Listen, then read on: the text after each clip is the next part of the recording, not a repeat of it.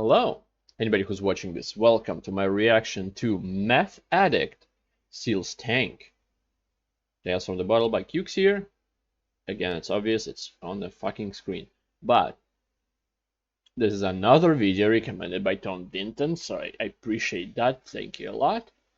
And my voice is going somewhere, and I don't want it to leave.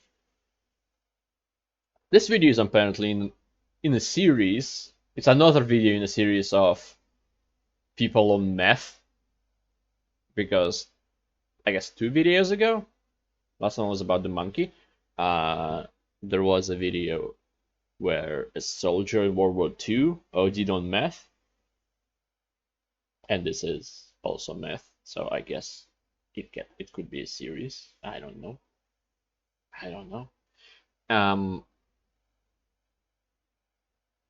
I didn't say something, but I forgot. Whatever. If I forgot, it's not important. If you want to recommend me a video, you can use my donation link in the description below, and I'll react to it as soon as I can. What I wanted to say was, at this point, with the recommendations from only Tom, I already have more than a week of videos recorded for me to release one a day. Because that's how I do it. Anyway, fuck this. What am I talking about? This blurry footage looks like it belongs in a video game. A stolen tank being used for a maniacal rampage, crushing cars, destroying fire hydrants and bringing down street lamps. All the while hapless police can do nothing to stop it. The recording is actually from a real-life 1995 tank pursuit. Oh, yes, the year I was born in. That is a real tank that has really been stolen, destroying real property, being chased by real police. Well, I suppose how real it all is depends on your subscription to the concept that objective reality exists independently of consciousness, but philosophy is for stupid losers. You want to know how and why this scenario came to pass. Shawn Nelson was born in Utah, USA on August 21st, 1959, and grew up in San Diego, California. He joined the Army in 1978 after graduating from high school. If you're old enough to know how to find the area of a circle, you're old enough to die for your country. Yes. He served in a tank battalion in West Germany, but it wasn't a happy time for Nelson, and his 2 years of service were marked with what the Army called multifaceted disciplinary problems, before he received an honourable discharge in 1980. He moved back to San Diego, and from here things started to pick up. He married his girlfriend, worked as a plumber, and even opened his own business. Nelson was described as bright and friendly, and was well liked by all who knew him. His plumbing customers would often ask for him by name. This sounds like an unusually happy story to end up in a tank rampage, but don't worry, the happiness won't last. In my experience, it never does. Shawn Nelson's problems began around the time his mother died in 1988, which is an awful experience for anyone, one which Nelson tried to escape from with substance abuse. Drinking. It is sad when the parent dies. My mom is still alive, but my dad isn't, so I went through that. But I went through that quite early on, so I don't... It's been a long time since something changed.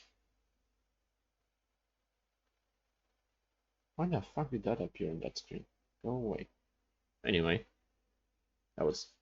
if you're curious, I was 8 when my father died, so it's been a while. Heavily and taking up meth, Nelson became gripped by addiction, but this was only the start of his fall.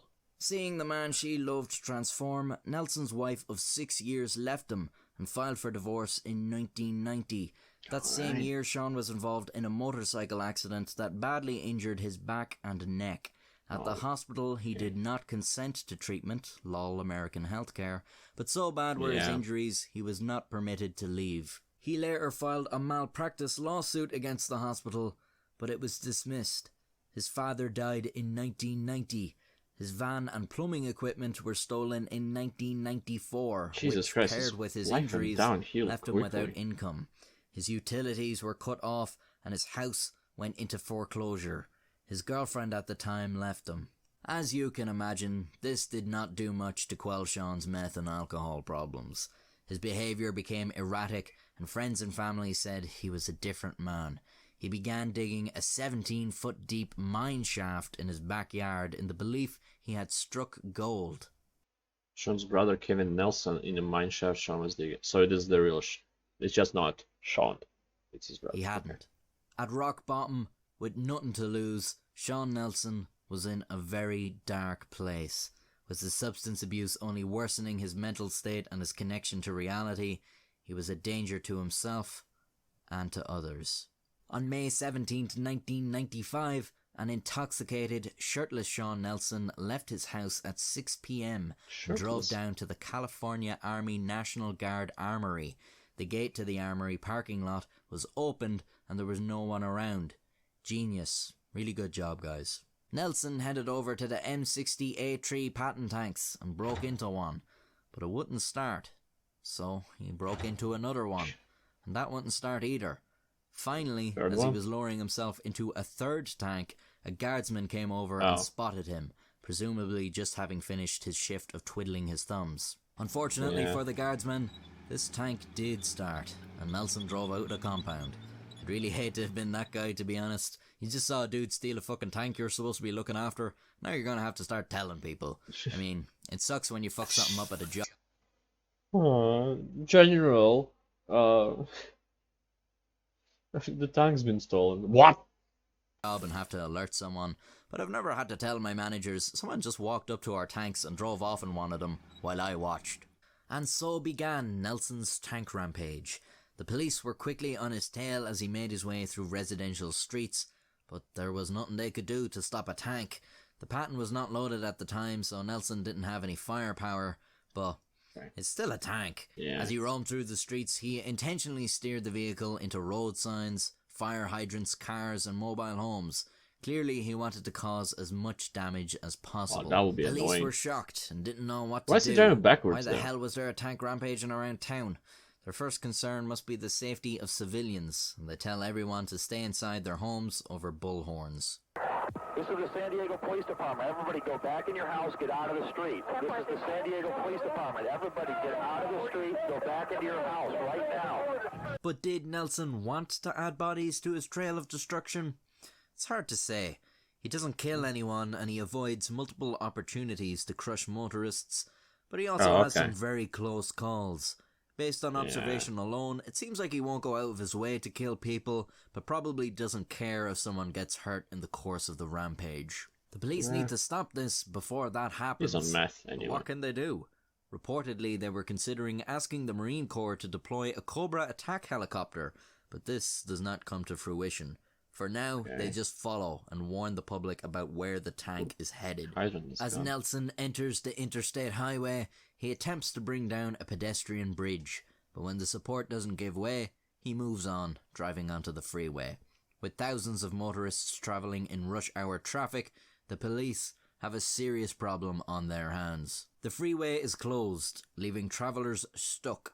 Nelson travelled southbound with traffic for a while. Why backwards? Am I an idiot? Shockingly, or is he going backwards? The oncoming lane.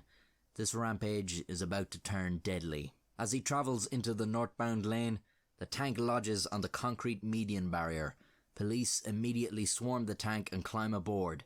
Among them is Officer Paul Paxton, a gunnery sergeant at the time with the Marine Corps Reserve. The tank is stuck, but not for long. Nelson is wriggling it side to side to free it. A track comes off in the struggle.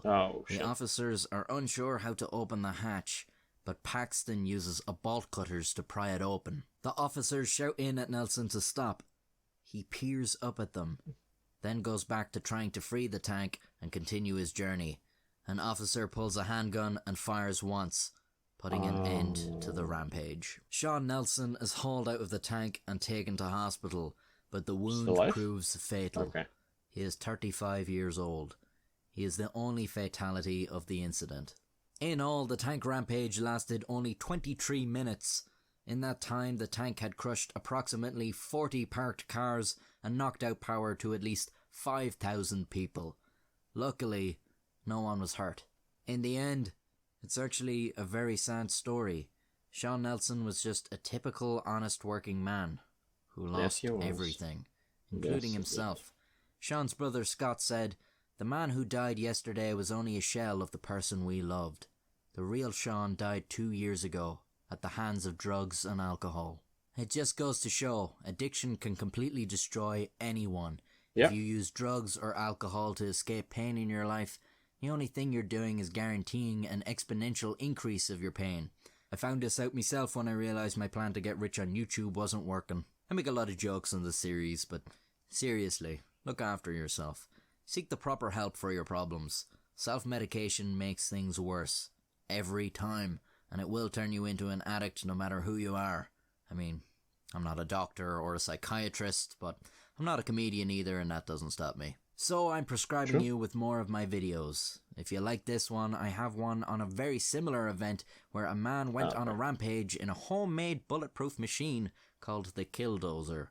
And if you've already seen that one, I have a bunch of other videos on all the different subjects. And if you've already seen all of those, well, good job. Everyone should aspire to be more like you. I'll have another video in a week, so subscribe.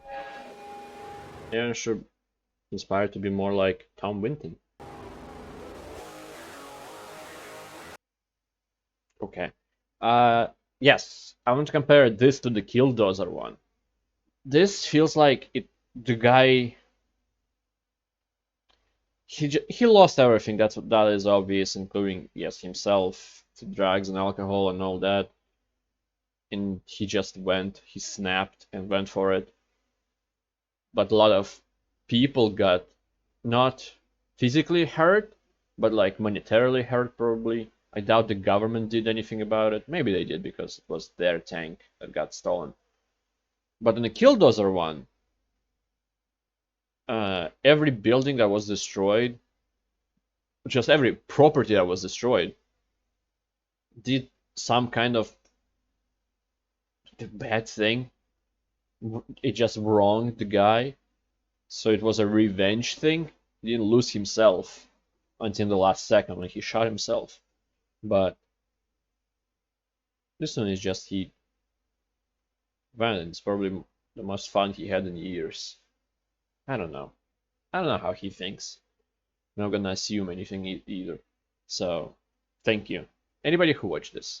I hope to see you next time. Goodbye. And thank you, Tom. And goodbye. Have a great life. Because one of us has to.